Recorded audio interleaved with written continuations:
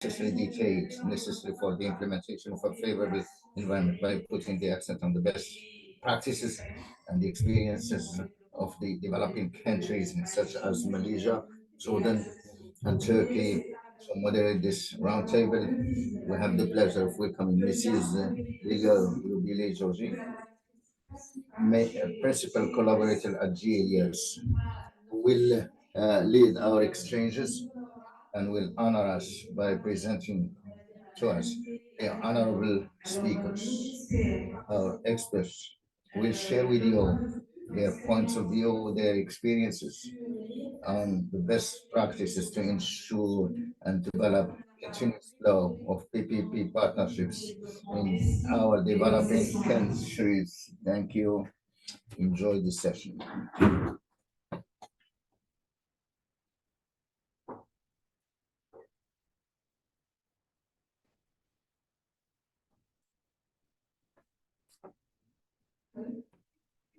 Bonjour tout le monde.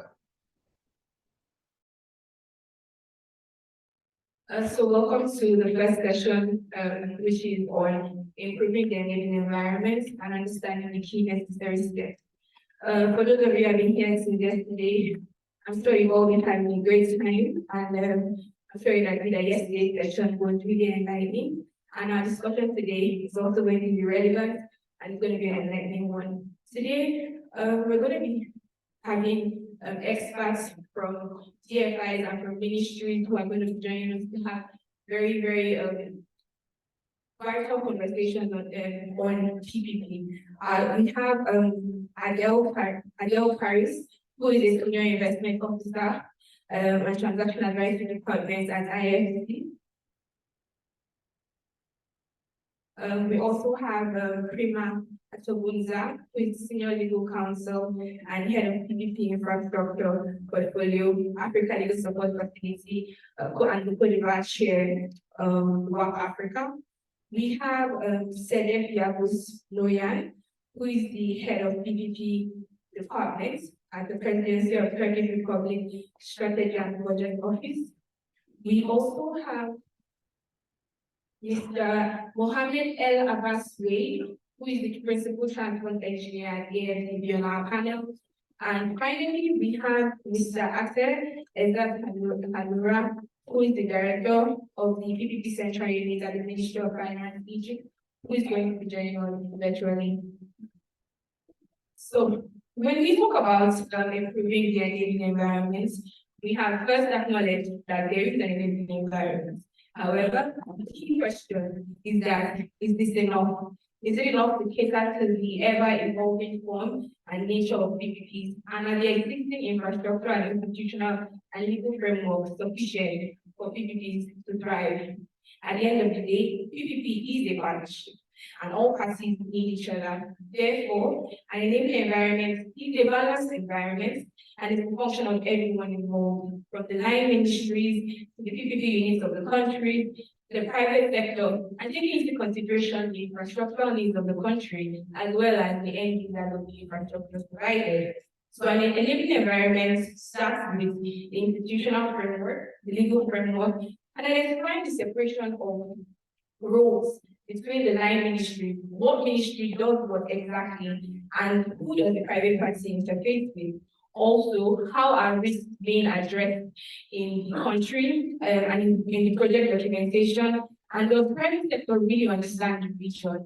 You know, are the private sector willing to create unique transactional structures to address the unique needs of the country, especially bearing in mind that we are dealing with emerging economies? So over the years, we have seen developments and more commitments towards improving the enabling environment. And I'll start with Prima. So what are the trends in PPP on the African continent, and what do you think are the drivers for this? Thank you very much. Good morning again. I promise I'm not a permanent fixture here. I'll just jump right into the question. So what are the trends? What we are seeing, because the ALSF is based and advises African governments. So what we're talking about today is going to be our experience in the field of advice and the interaction that we've been having with governments. I'll say three things. The first thing is that PPP projects are increasing. So there are more and more PPP projects that we are seeing on the continent, and PPPs as they should be. We have a lot of countries that say that they have been doing PPPs, but who are more or less quantity PPPs, but more and more we are seeing more projects increasing on the continent. The second thing that I would say is that the sectors are changing and they are evolving, not necessarily leaving the traditional sectors that are sweet spot, like we always know. When you think PPP, you think toll roads. When you think PPP, you think ports. When you think profit generating projects, because it is easier to pay the private party when you're doing such a project. But more and more, at least at the facility, we are seeing projects as sectors increasing. One of the sectors that we are seeing really increasing on the continent is affordable housing. So almost everywhere that we're going, we're getting governments asking us, how do we provide affordable housing as a PPP project, and how do we ensure that the private party is paid? Lastly, we are seeing an amendment and a change in the laws, a change in the legal and institutional framework, because the more project countries do, the more they customize their laws to their particular experience.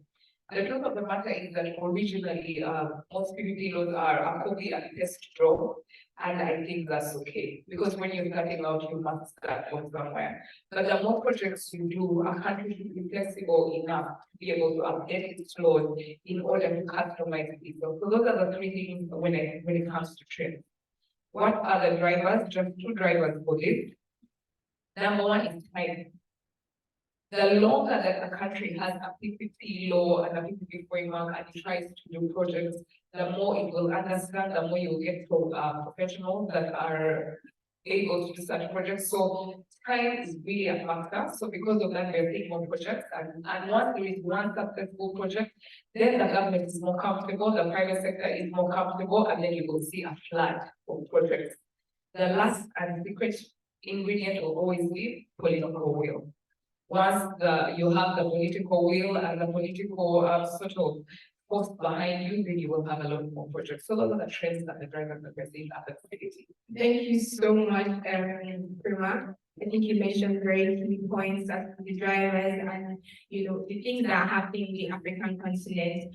I would like to go to Stella now.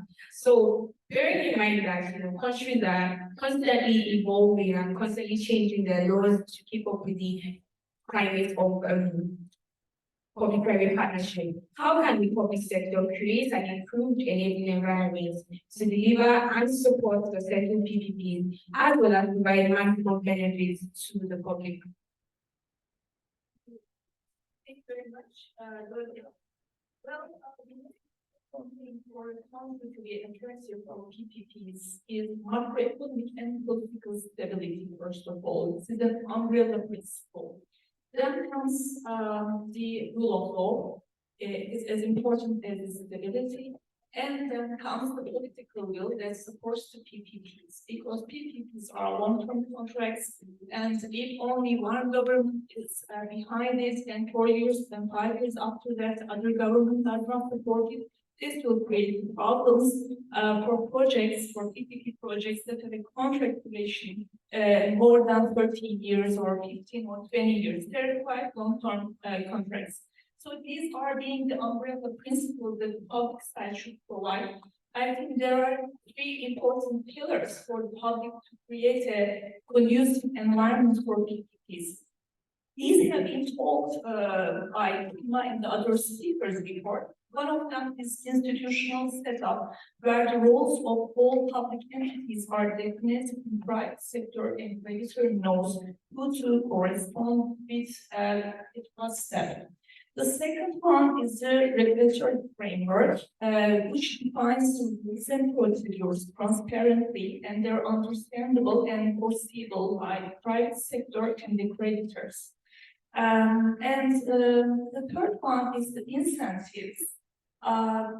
Especially the developing countries needs to apply some incentives to mitigate some of the risks that the private sector and the creditors do not want to take.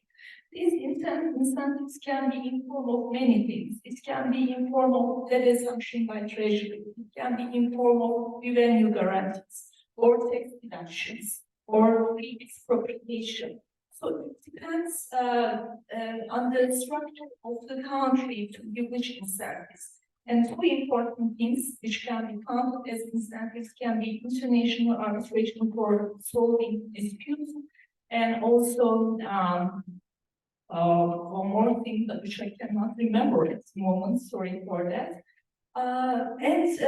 Supporting all of these, also, one important thing is if you have a good local banking capacity, that would be also supportive of PPPs. I know that it's not valid for all countries, but this is something really supportive in case the public side or private side needs some urgent solutions to finance, for example, short-term bridging loans, etc. A good local banking sector could serve very well. So if you have all these pillars in place, the risk premium of the country and the risk premium of the project decreases to a great extent, and you're more attractive for the good sponsors who have the know-how for the PPP projects, and also you can attract creditors with a good credit rate.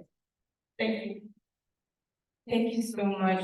So we have to have local banking capacity, which may or may not be available for each country.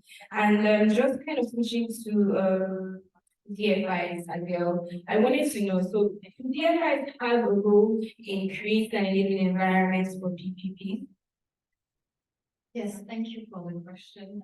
Good morning, everyone. So I will be talking here a little bit from the perspective of IFC, which is a member of the World Bank Group. So we have a DFI with global experience, but also local presence in Africa. And so I think, first of all, I just wanted to raise a couple of figures.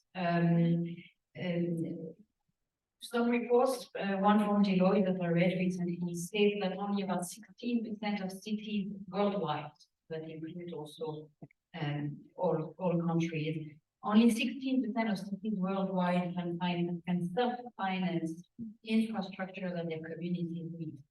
So what does it mean? It means there is not public money to finance all the infrastructure that is needed in any country, pretty much. And we all know the staggering figures that are posted by various development institutions about the billions that are needed on the African continent to bridge the infrastructure gap, upgrading infrastructure, expand access to services, water and electricity, and so on. So, I mean, I think what I'm trying to say here is there is a role for the private sector. But today, when you look at the figures, the private sector only finances about 15% of the investment in infrastructure on the African continent. That's not enough. So what does the DFI do?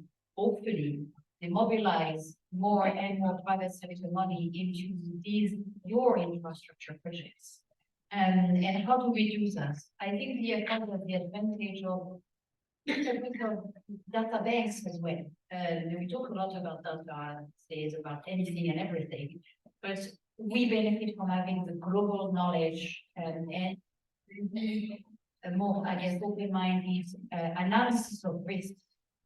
So it means that we can take the first mover position. We are better able to analyze the risks in emerging markets, in developing countries, in never seen before projects that specifically needs. And we can demonstrate to other lenders and other financiers that we can mitigate those. So we're here to help accelerate the development of projects and mobilize private sector money.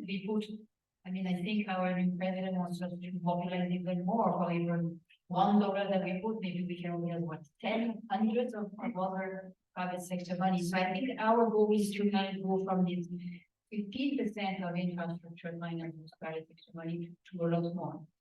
And so again, we do that because we know how to manage specific country risks. We also know how to develop the innovative financial products, tailor-made to those risks and those projects. And additionally, I think we benefit from institutions that know how to also implement reforms. And it's not only about the project itself, it's also sometimes about the sector. So you implement a project in the water sector or in the transport sector. And it's important to develop infrastructure. It's important to develop a sustainable sector that maybe in the long term will self-finance itself, for example. This requires reform of the tariffs, of the regulation, and so on and so forth. So these are also some of the elements that we bring in. And so we as an institution are very involved in Africa. I represent the transaction advisory department, so we advise government. So to give you an idea, in the past 10 years, we worked on some 36 projects, I think in over 15 countries, with a portfolio worth over billions of investment.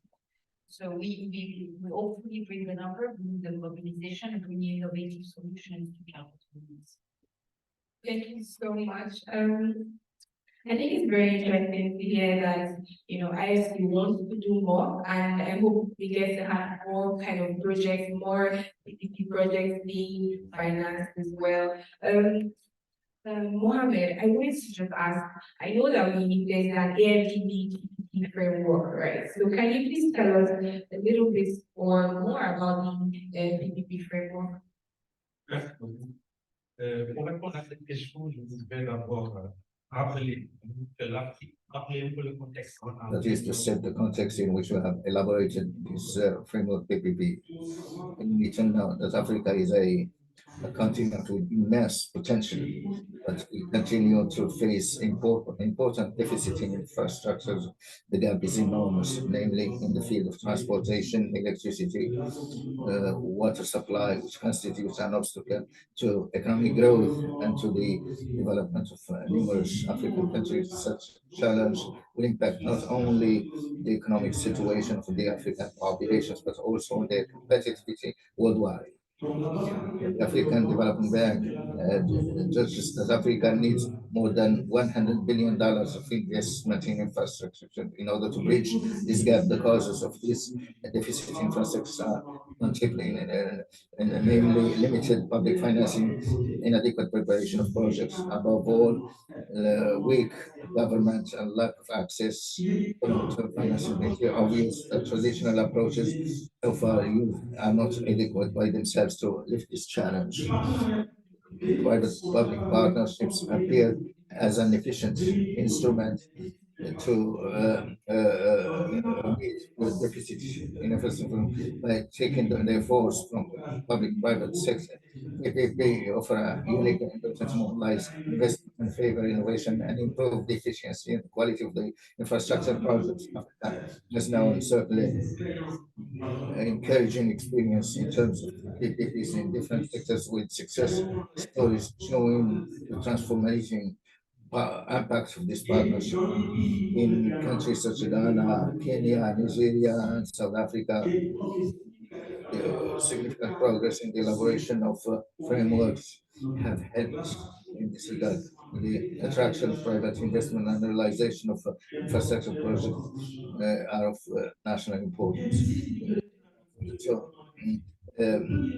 setting a new dynamic for PPP, the first condition is to offer a regulatory framework that would attract private investors, but also ensure the interests of different parties, public and private, through the implementation of a law and a regulatory framework for PPPs. In this regard, multilateral development banks such as the African Development Bank have an important role to play in the development of PPPs in Africa. The experience of building the structuring and the implementation of PPP projects, as well as its engagement in favor of engagement from partnership, precious partnership in this African Bank has elaborated a complete framework of PPPs that was launched in January 2022. This framework aims to offer advice to support African resources in the conception and the implementation of solid PPP programs is highlighted in this framework, available on the website of the African Development Bank. Importance of reinforcing institutional capacities and to improve transparency and the environment propitious for the participation. Thanks to such strategic initiatives that we can really exploit the potential of PPPs in order to stimulate sustainable development and to fill the deficit of infrastructure in Africa. The objective of this framework aims to promote a common understanding of PPPs inside and outside the bank, and also to express clearly the ambition of the bank to increase its assistance to the PPP partnerships in regional countries. The objective of the framework is to define strategic priorities of the bank in terms of assistance to PPPs, but also PPPs markets in Africa wide, precisely the support it can bring into the regional member states to achieve their ambitions in terms of PPP partnerships. Thank you. Merci beaucoup. Je pense sur quelque chose que j'ai retiré, c'est que le RDB, le 4 PPP et les dispositions en ligne. Si vous êtes intéressé, je suggère que vous allez en ligne et vous pouvez avoir accès à ce cadre du PPP. Une chose que je voudrais faire était parler de la rentabilité des PPP. Tous les ingrédients pour réussir sont présents à d'elle. Je voudrais savoir quels sont les ingrédients de la rentabilité et comment peut-on créer des projets bancables ou rentables. Merci encore pour cette question. Je respecte qu'il a utilisé le mot ingrédient. Je voudrais to reach out to those of you here that spend a little bit of time in the kitchen from time to time. I'm not one of these, I can guarantee you, I'm terrible there. I'm better at the PPP kitchen than in the real one. But for me, in preparing, creating a PPP is a little bit like creating a good meal for your loved ones. You need a recipe. You know what you want to do. You need the recipe. You need the good ingredients. You need the cool tools. You need the cooks. If you don't have the cooks, you can hire some cooks for you. And you need to put the right ingredients at the right time. It's also very important. So keep this image in your mind. I think when you look at your project, because now apply this to PPPs. And I will give you, I think, 5 or maybe 6 ingredients for a successful PPP based on our IFC experience. First of all, I think you need a project that responds to a specific need, community needs, and that is part of a national or local policy. It is very important that there is a good justification for the project, and it will respond to a need of your people, your citizens, your industries, or your services. I think the second one is you need a very strong, we already mentioned political will. I would also rephrase it as a desire of the public party to enter into a partnership with the private partner. There is a reason why it's called public-private partnership. Let's leave the kitchen for a second. It's like a marriage. It's a wedding. You get married to the private sector or public sector. So you need to be prepared for this. You need to look for common interest, a fair situation, a fair deal, a win-win solution. And to do that, you need to do it mentally. You need to also understand what is it for the other party. What does the public sector really want? Who does the public sector account to? It's public money. It's the voters, citizens. What does the private sector want? Make a little bit of profit, but not only. Bring efficiency means help you deliver better services, and so on and so forth. So the third point is then, I think, also fundamental. We've already discussed the business plan, the business case for the PPP project. That's down to numbers. Those they agree with numbers. There needs to be a financial equilibrium. There needs to be enough revenues to repay the debt and give a reasonable return to the shareholders. So this is all about building financial models, putting the right inputs into it, and make sure that the outputs are balanced. And the key to that financial model very often, in most cases, is the tariffs for the use of the services that we are going to provide with this new infrastructure. Sometimes the citizens, the communities pay the tariff, sometimes the government, and sometimes it's the private sector clients of the services, for example, for an airport, it will be the airlines, for the highway, it will be the car drivers. But this is the key to make your financial model, your business plan balance. So this is where there is a lot of time that needs to be spent as well to make sure that it's affordable. Affordable for the airline, affordable for the car driver, affordable for the budget of the government. A couple more, if I have a few more minutes, I think we talked about risk, we talked about legal framework and essential. I put them together, but not really. But still, you need to assess the risk of the project. And there are many construction risks. We all understand that. Financing risks, currency risks sometimes very important in Africa. And so understanding those risks, measuring the risks, understanding what they mean for the public sector, what they mean for the private sector, and finding a way through the legal agreements to deal with those risks. And the solution is not passing along to the private sector. That does not work that way, unfortunately. And that goes back to the second point I was mentioning. Public sector and private sector need to be prepared to make compromise to get to the point where they can agree. It's not just the private sector will take everything, or the public sector should take all of these risks. I don't want them. So there is this equilibrium that needs to be found, and you need goodwill to get there from both sides, public and private. Last point, I think also very important, we talk a lot about climate, environmental impacts, social impacts, and never underestimate that. I think it's very important to create a lot of space when you prepare PPP projects, a lot of space to consult with various stakeholders. So of course, there is the obvious stakeholders, the Ministry of Finance, and the Land Ministry, but don't forget the civil society. Don't forget NGOs. Don't forget communities that might be impacted by the project.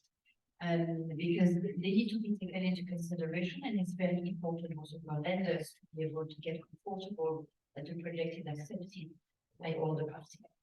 And so just simply to conclude a little bit on those ingredients, going back to the recipe, we are not preparing a meal that is going to give you superpowers. So the very like this, you can't solve all of your problems.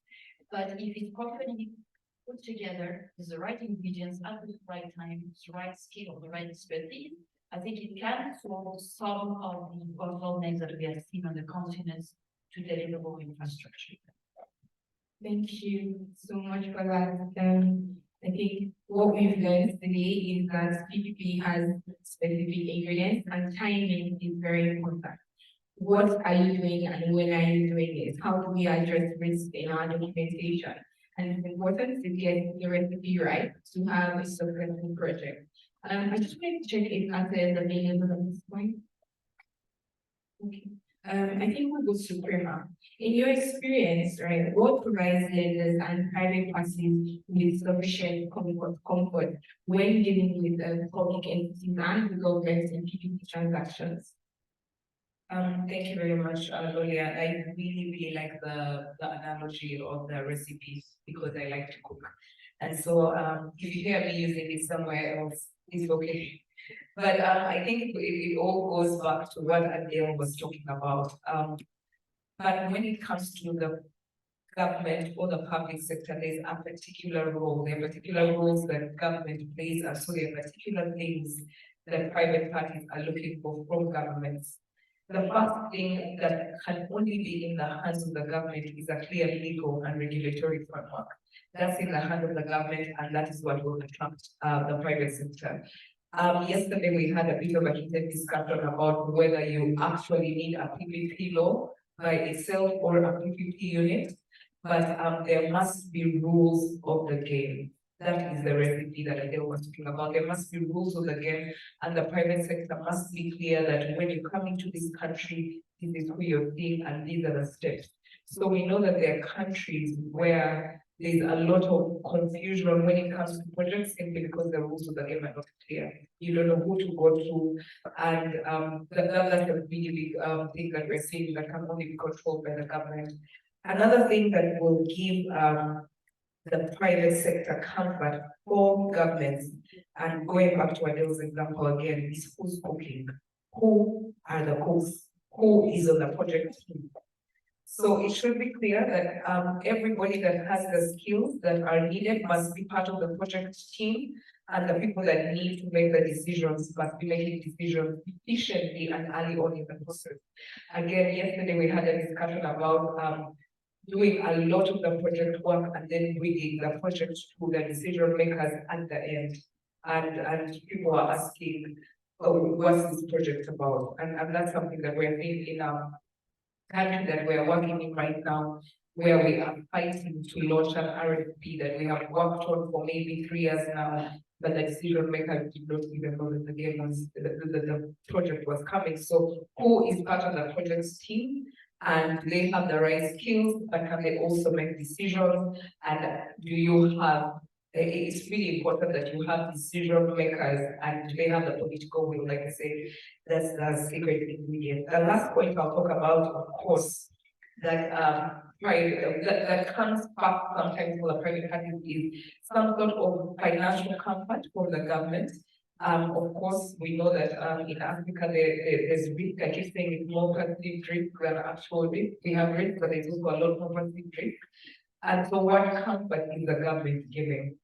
In countries, especially because we've had a lot of power projects on the continent, a lot of the IPPs are getting more comfortable when it comes to power, and so are not necessarily taking the traditional guarantees.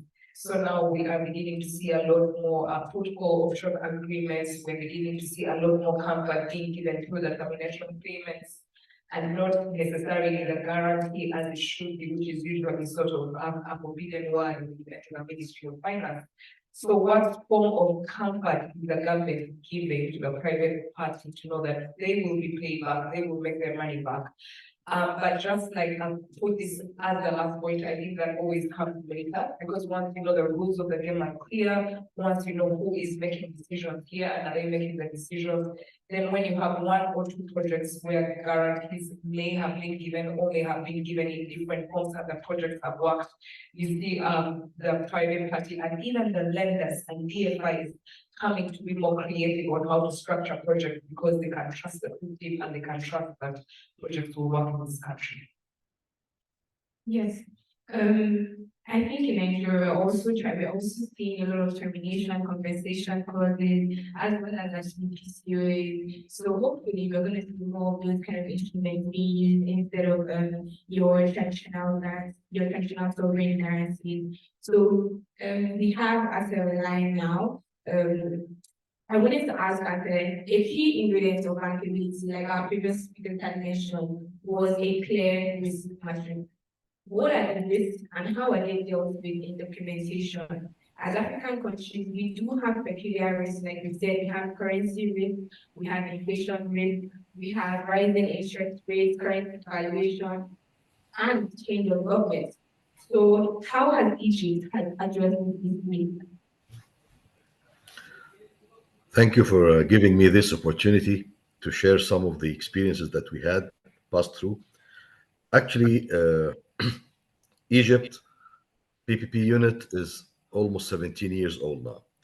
And I want to say that in the last 10 years, let me say, or 11 years, we passed through a lot of obstacles and conditions that other nations might face in 50 years. We faced that in something like 10 years. We've got 2 revolutions, political instability, economical instability, changes of regime, cabinets changing every year or year and a half for a period of time, devaluation of the currency, pandemic, and all these issues. We faced a lot of problems, and actually we went through mitigating this and addressing these projects to make the projects bankable and attractive for the private sector. So we have to identify the problems. There is a lot of experience, but I want to focus on some of the issues that are currently still in the market, like the currency risk, inflation risks, which all over the world now the inflation is skyrocketing. Currency risks as well, changes of law, and all these kinds of risk that the private sector, if they absorbs this risk, they will definitely add up some premium on their risk premium on their pricing. So we have to reallocate these risks to the government risk. I'll give some examples like, for instance, the change in law. Change in law is addressed in all of our projects and contracts, and this is a government risk. So we compensate and change the payment given to the private sector in case that the laws are changed and have a positive or negative impact on the financials of the project. So in this case, we have to revisit back the project and do something called the re-equilibrium of the contract, so we can put back the financials of the project and the payments given to the private sector back to the limit that he was in before this change in law. And we put some indicators in the contract, like, for instance, the IRR. So we return back the financials to the same IRR that was in the financial model that was provided at the financial closure. So, and we put equations on this so to mitigate this kind of risk. So this normally changes of law is a government risk.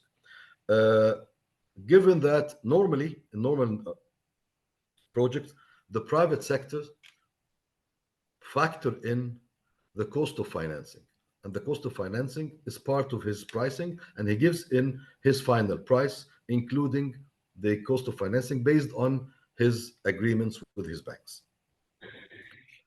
At this stage, the interest rates are shooting up. For the Egyptian pound, for instance, we reached lending interest for about 23% or 22%, which is very high. Normally, we go for 11 and 12%. The dollar rate is shooting up to 8%, and normally it was something like 4 to 5% maximum. In this case, we've changed a little bit in our structure, and in our contract as well, we put an equation to make it easy for everyone to implement. We revisit the interest rate each year. So by the end of each contractual year, we revisit and see the current interest rate, and we adjust the payment according to the outstanding debt, and we change the payment according to this interest rate, because it's visioned for everybody that the interest rate, current high interest rate, will in the next 3-4 years maximum will be going down, because the world cannot stand this interest rate for long, because it will cause a recession.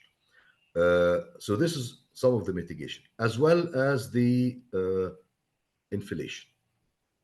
Normally in Europe, and started in the UK in the 80s, normally they give out a payment called the unitary payment. So the unitary payment is a figure that is paid to the private sector with the same unit, the same figure, no change throughout the 20 years or the 25 years of the project. It's a unitary payment. This means that the private sector had already factored in the inflation rate in his price. This was available before because in the stable economies, like in the Europe or some country, Asian countries or USA or whatever, the inflation envelope was something between 1.5% to 2.5%, moving this envelope, so you can easily factor it in your price. But now, as the inflation rate is shooting up, for instance, in Egypt is approaching 40% sometimes and going down to 20s and up to 30s and down to 17. I mean, it's fluctuation. Sometimes before this era, it was 8% and 9%. So this kind of inflation, if we leave it to the private sector to factor it in his price as usual. This means that he will put a high contingency and the overall cost will be inflated. And in this case, we say, Mr. Bidder, please price your bid as if there is no inflation. And each year we get the inflation indicator agreed on, and we apply it through an equation, okay, and we adjust his payment accordingly. So the payment is revisited every year and adjusted as well in with respect to the inflation rate. So we're taking a lot of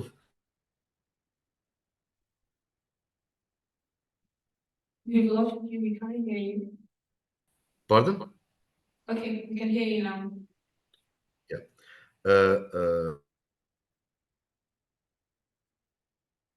Either government pay or a user pay. For the project where the government is paying, so the government is the single customer or the off-taker, and his income or revenue is coming from one source, which is the government entity signing with the private sector. In this case, we provide something called the sovereign guarantee or a direct agreement, where the Treasury, Ministry of Finance or the Treasury, is guaranteeing all kinds of financial payments, okay, to the private sector that are generated under this contract. So in case that the governmental entity did not pay on time, so the private sector has the right to submit this invoice to the Treasury and get paid within 30 days. This to keep the project up and running, and the banks plus the private sector would get some kind of comfort on their cash flows. There's a lot of experiences and a lot of things that was faced before, but I don't think that we have enough time to talk. Thank you very much. Thank you so much for these insights. I think one thing I got from this is that as much as we need stability and certainty on certain figures, we also need to create avenues where we can switch things up a little bit during the contract, because these are long-term contracts, they're 20-year contracts. So things have to change, and how do we allow for this change to happen within the scope of the project? So that's actually very key. Adele, I wanted to, Mohammed, I wanted to find out, what does AIBD consider when it wants to finance PPP projects?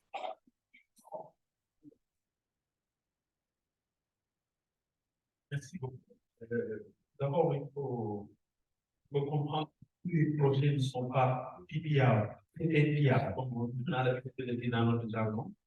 Donc, il faut savoir bien structurer les projets et déterminer quels sont les projets qui sont susceptibles de faire recours à un financement en partenariat public-privé. Et dans le cadre-là, le cadre stratégique de la BAC définit les principes par lesquels la banque va accompagner les pays à développer des projets en partenariat public-privé. It's a PPP partnership reinforcing the favorable environment to what we are doing. We can advise under the umbrella of everything that we need to do at that time, and we invite the countries to create a legal arsenal that gives more favor, that appreciates this PPP partnership. And also the development and planning project in accordance with all of this. The presence of PPP has to be well prepared, strategically speaking. And in this way, the state has the instrument to accompany the preparation of such projects throughout their stage on every step of their way. The third pillar is the financing of these elements. The banks have different windows or in different regions for the sector, for the public sector and private sector. Both of them are included. Any PPP project, the bank will accompany both parties through loans to the public sector. That means implicitly the government and accompany the investors as a private sector who will invest in a public project. For example, we've had lots of examples that have been turned into an outstanding success in Senegal, for example, the bank through the type of partnership has accompanied the local government through its private private window. It has a company and was able to exploit the one of the highways that has been built to connect two regions, and it has become a model for some African countries. And don't hesitate in contacting and get in touch with the bank, because these types of bank accompany the public sector or the government and the private sector as well in their efforts. And thank you very much. Merci. Hier, on a écouté des termes comme The PPP. planets, PPPs for people, right? How do we incorporate and monitor SDG goals in PPPs to create improved and more resilient infrastructure? Thank you, Gloria. I think PPP is a procurement model which most suits to include the SDGs. Why? Because they are long-term contracts. When we try to incorporate SDG principles, the cost of the preparation cost and the construction cost of some of the projects may increase. But then during the operation time, you will pay much more than that increase because of the efficiency and effectiveness that the SDG principles bring in. To give an example, for example, both Morocco and Turkey have faced with earthquakes, and by this reason, I would like to convey my deep sadness about the devastation and loss of many lives in the earthquake that happened about 7 weeks ago in Morocco. Morocco, Turkey, and many countries on the earthquake zone. And for example, a hospital, if during the construction you put earthquake isolators in the foundations, that may increase the cost of the project during the construction, but during the operation, when an earthquake happens, damage it will give to the building is limited. When you compare with it, if it weren't there, then you would have the hospital collapse and the service is up. So this operation period pays more than its cost during construction.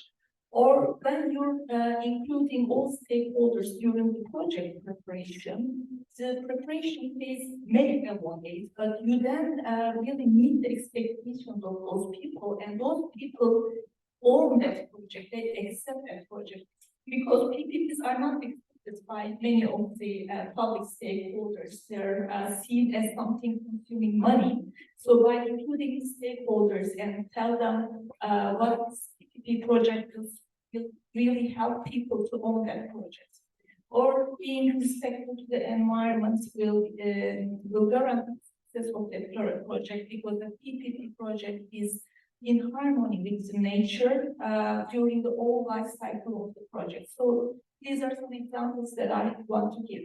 And one important fact, if you want to attract creditors, you have to comply with SDGs. Now we have Adel here, we have Mohammed here, we will have a panel after us, and there will be vendors also there from India and UK export. All of them look for criteria for their project to be in line with their ESG rules, and that those ESG rules are in line with the SDGs. So you have to be in line with the SDGs if you want to attract creditors. And so I think these are important for the PPP projects. Thank you. Thank you. So two things: pay the price now, so you don't have to pay later. And if you want to attract funding from TFIs, you have to include this and SDG goals in your project. Your project will have an SDG dimension. Yeah, may I also add one thing? There are many tools around which are supported by AFIs or MTBs. For example, the UNEC Peers tool, which has been produced in the last year, is a good tool that you can measure your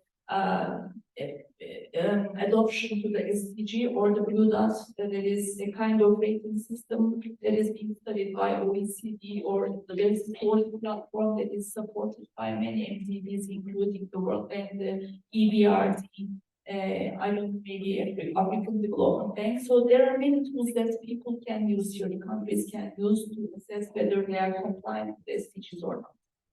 Right. And do we still have SL online?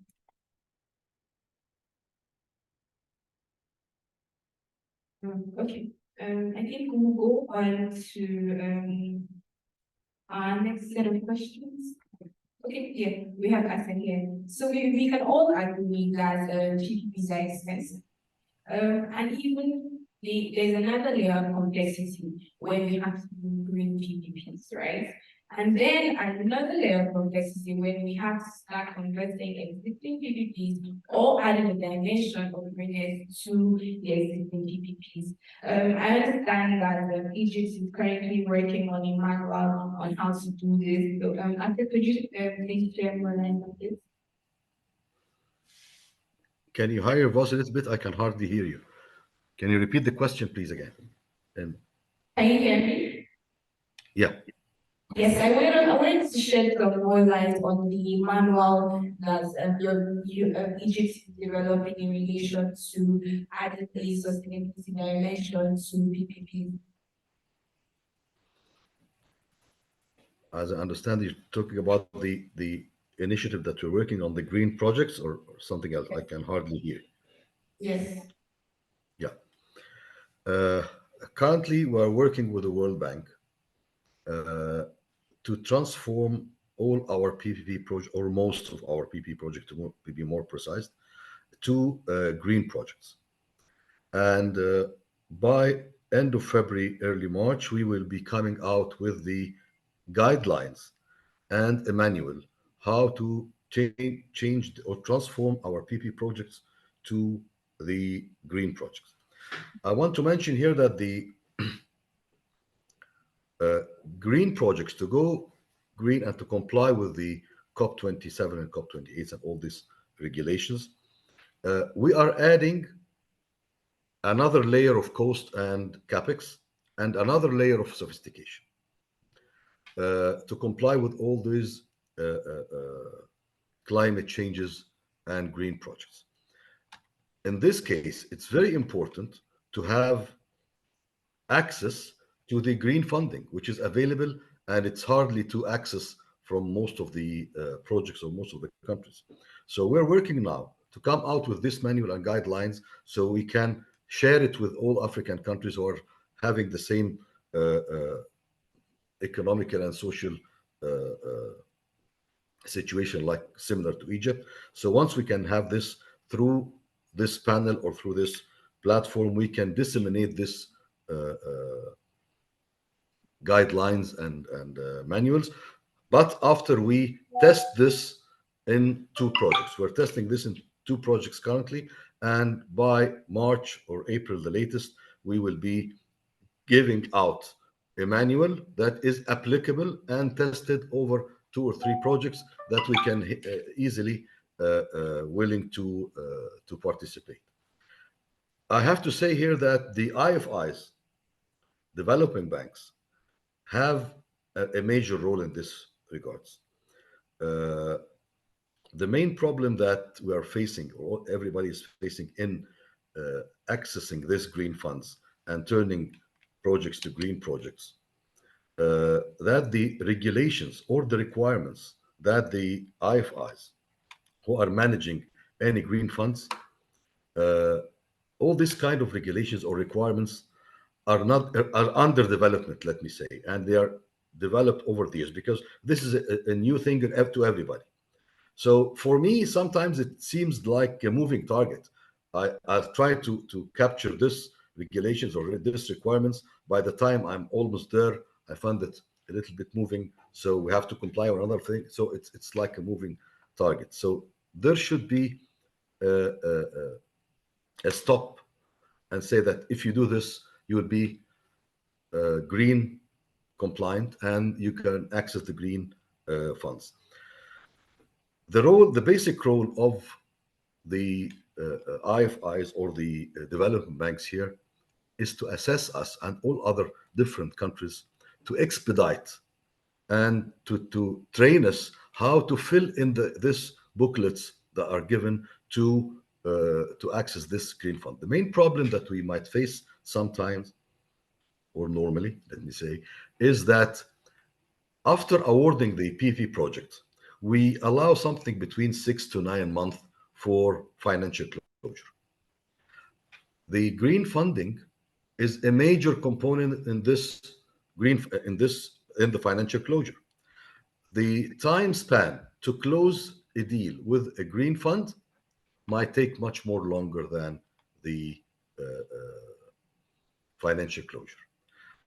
I wonder here if there is any methodology or an approach or a procedure that we can say that this project, regardless who is the successful bidder, this project under this structure is green, so we can start the project, the requirements and the filling in all the forms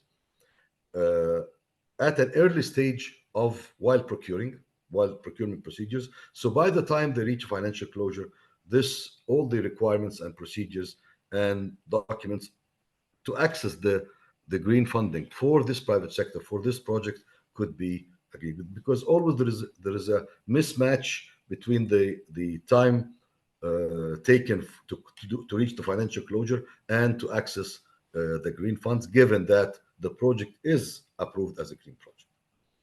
Thank you. Thank you very much. I think what I've learned from this is that the requirements are shifting and they keep on changing. And again, like you said, we need to consider these are developing countries. We need to start creating structures that would fit into the emerging economies and not create structures that would be difficult for them to meet or impossible for them to meet. And then I wanted to know, so what is the importance of capacity building in delivering better PPPs, and how does capacity building translate to improved PPP? Yeah, I think it's a very good question. I think first of all, when we talk about capacity building, I think all parties in a PPP or preparing a PPP program needs to converge, as I said before, towards a fair. So both parties needs to kind of understand each other. So there is capacity building on the public sector side, also on the private side. Most of you probably want to bring in local companies as well, not only big international players. You want us to develop your own industrial network. So there needs to be capacity building on the public sector side and on the private sector side. Also from the banks, we mentioned the importance of having local banks also involved. Sometimes it's more new for everybody. So I think capacity building is essential to get there. Most successful PPP programs in the world have not happened overnight. You don't start by saying, oh, I'm going to do 500 kilometers of highway as PPPs and I start tomorrow. It's one project and then two projects. You try to start with the easiest one, you success rates, we'll come back to that. And then eventually over time and over years, you get to a program you can replicate. But I'm saying this because this is also about explaining why capacity building is important. You can learn from manuals, you can learn from experts, you need to learn by doing as well.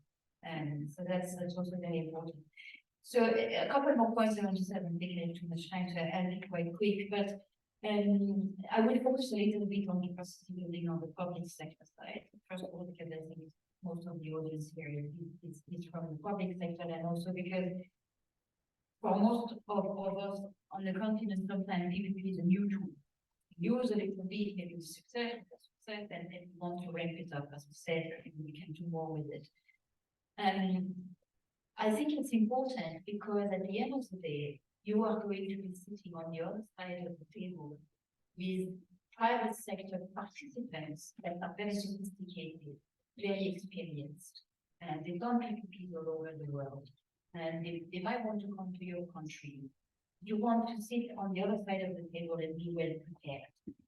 They will bombard you with a lot of sophisticated terms for all these risks that we mentioned probably yesterday, like procurement risk and industry and construction and operation and this and that, compensation and termination. And the workers come and they have also from all the types of languages. This also is not developed overnight.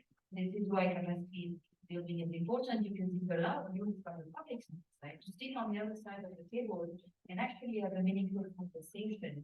So you can actually drive for the fair deal that we talked about. Because it's all about making sure you get the right deal on the public sector side, and the private sector side also gets their therapy as well. We need to be in the middle to be able to do that. We need to understand what you're negotiating, what are the risks that you need to mitigate, and why you're actually mitigating these risks. Another aspect that I think is important is understanding the shift in the role of the public sector. So let's say you represent the Ministry of Healthcare, and you have multiple roles. You have to make sure you actually deliver the healthcare service, but also the infrastructure for it. And when you implement PPPs in the healthcare sector, what you're trying to do is shift a little bit your position as the ministry. Trying to say, I'm going to focus on the healthcare service to my population, and I will not be delivering the infrastructure anymore. I will give that to the private sector. I will make sure the elevator works, the air conditioning works, the light bulbs are changed all the time. But it's not my business. I make sure that the doctors treat the patients. The private sector takes care of the building. It's a little bit of a different mindset that requires a little bit of a shift as well, and that takes time to understand. Also because what's new and complicated can be scary, and it's a perfectly normal reaction. So it needs time and actually that capacity to understand why it's new, it's different, doesn't have to be scary. And one last point I want to mention on that. PPPs are somewhat standardized. That's not bad. That's good because it means that a lot of people before all of us have already thought through these risks and have kind of figured out a way to deal with them.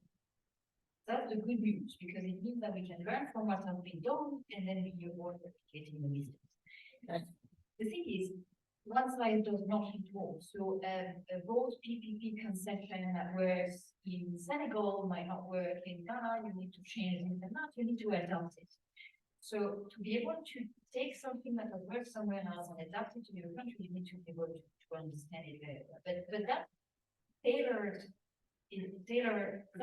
of what has already been working is very important because on the private sector side, for them it's easier to come and say, oh, I've seen these documents already. I know this is allocation. I can bank it. It's easy. Because keep in mind that you're kind of also all competing for the interest of all these companies. So they will be like, oh, with this country, looks like the rules of the game are unclear. I'm not sure about that. This one has it looks easier. I've already seen this concession. I can go there and be for this project and it will go faster. So my conclusion, a little bit about myself personally. Before I joined IFC, I worked for a Société Générale investment bank, doing PPPs, project finance there. So I worked in Canada, the UK, Australia, France. They've done PPPs.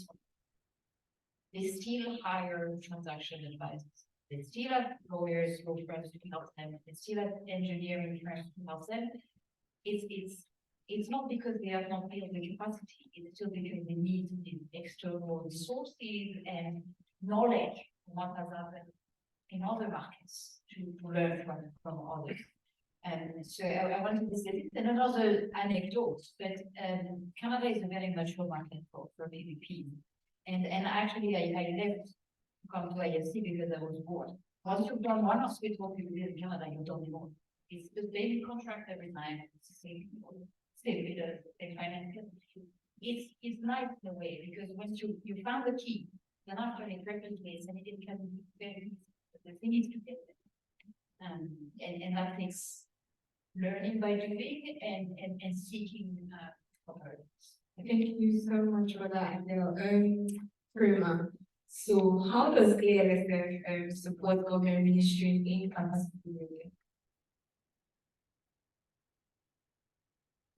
My absolute favorite topic to talk about.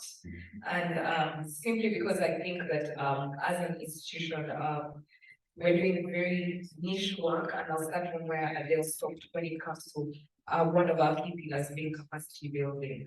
So of course we know, and I think Adele has very eloquently stated why we need capacity building. And so ALSF sort of answers the question of how. We have various ways in which we do capacity building, and there is the first one, which is just the what, teaching the basics of PPP. And we have a free online portal that I am forever recommending to especially young or new PPP practitioners called the ALSF Academy. It's a free online portal that you don't input. And the ALSF Academy has up to 3 levels. Right now, we have level 1 and level 2 that goes through the basics of PPPs and gives examples of projects, and that's totally free. So that's capacity building that we know people have access to.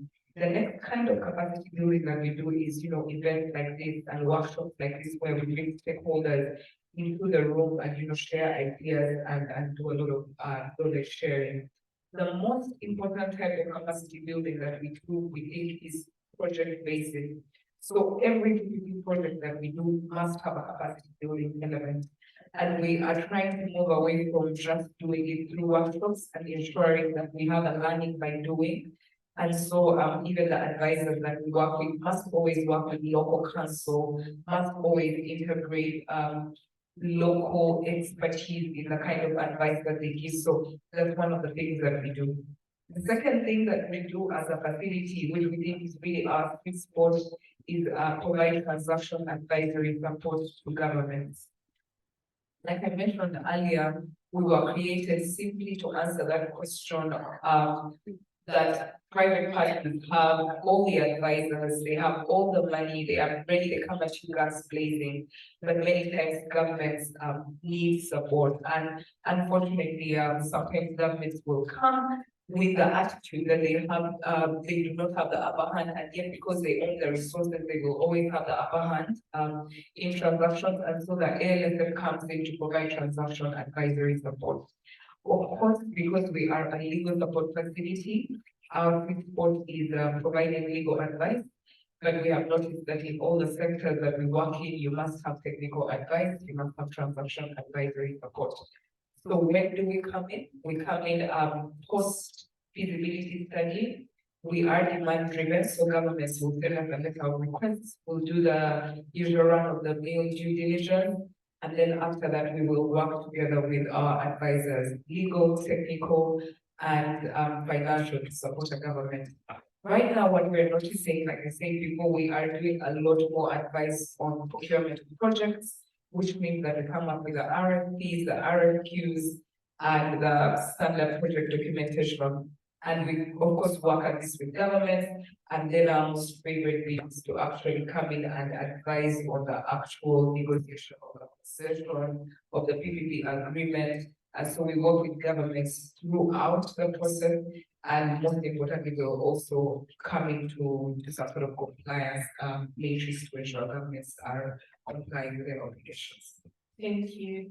I think we are at the end of our session, so please get a summary from each of our speakers. So what is the roadmap for success in 1 minute, and what are the key necessary steps to create a balanced PPP? Well, in 1 minute, with project preparation, as was said before, you must do the project prioritization that are really addressing the needs of the people, needs of the society, and independent from the procurement method, whether it's PPP or traditional public procurement, you have to be sure that it's bringing net socio-economic benefits to the society. If it is socioeconomic doable, then you can move to the second step, which is the value for money, whether it means value for money to do it with PPP, and to define the value of money, you must define the risks very well, you must make risk allocation very well, because it defines everything, it defines the tariffs, it defines the payment system, it defines whether you need to give guarantees or not as the public.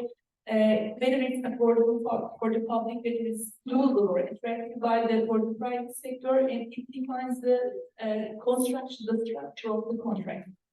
And the second important thing is contract structuring. You should need to define KPIs very well, and you should be monitoring them very well. So this in turn goes to the human capacity, as I stressed until now.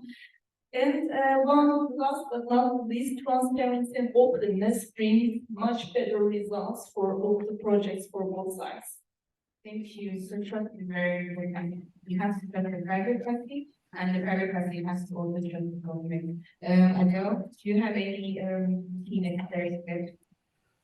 Yeah, I think it's not a step. I think for me, it's the people in the room. I mean, look, there are projects are here, funds are here, experts are here. I mean, it's all about the community people coming together and getting this forward. I mean, that's the most important part. Thank you so much. Mr. Akhtar, do we have any final statement from you? I just want to add one small comment on the issue that was raised regarding the capacity building. Definitely, our African countries require some continuous capacity building regarding the PPs.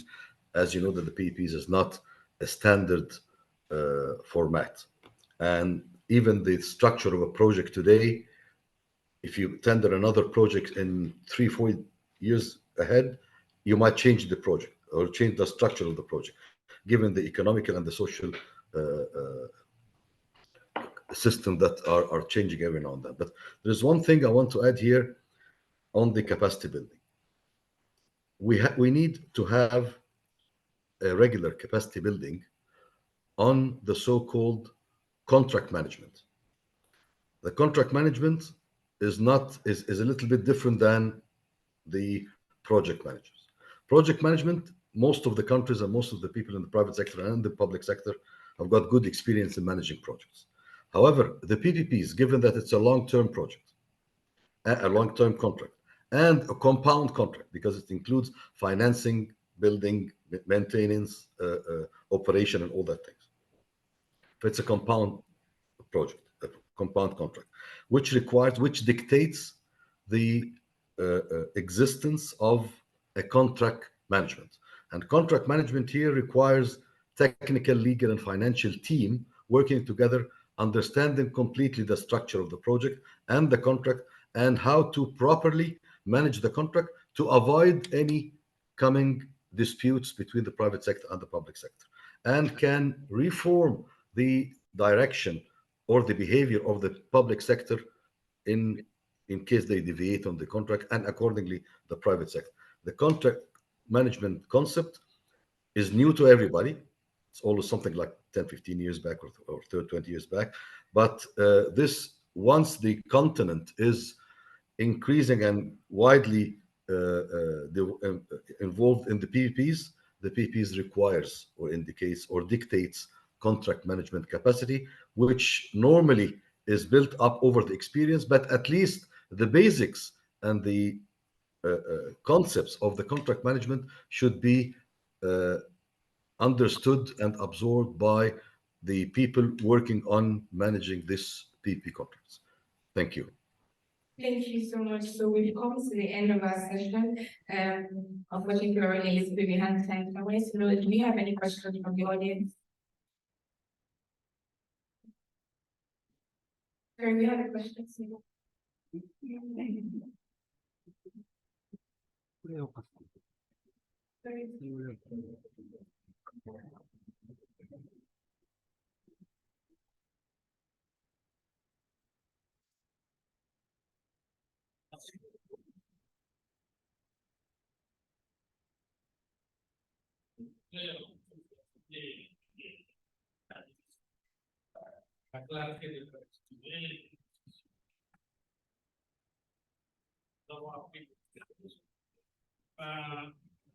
Question s'adresse à Mme Lima et à M. Mohamed.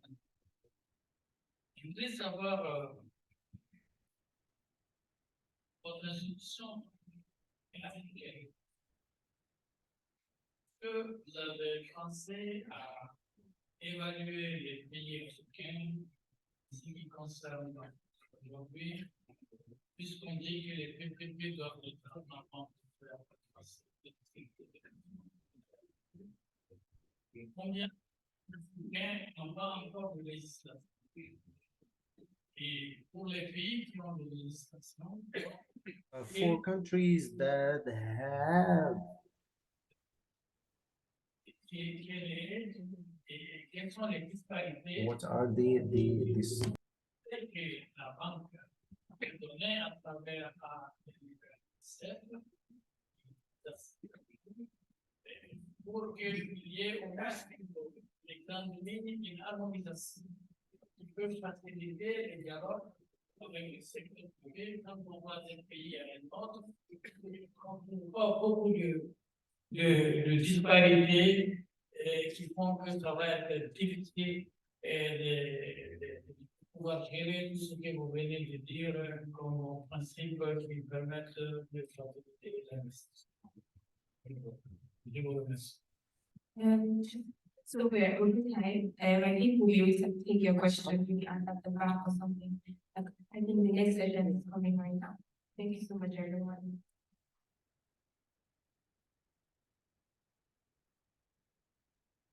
Merci, Julia, and our deep gratitude to all the participants and experts of the panel for sharing their experience, ideas, and best practices to enhance the continuous flow of PPPs in development countries. Alors, mesdames et messieurs, nous poursuivons avec la deuxième session de cette conférence. Une table ronde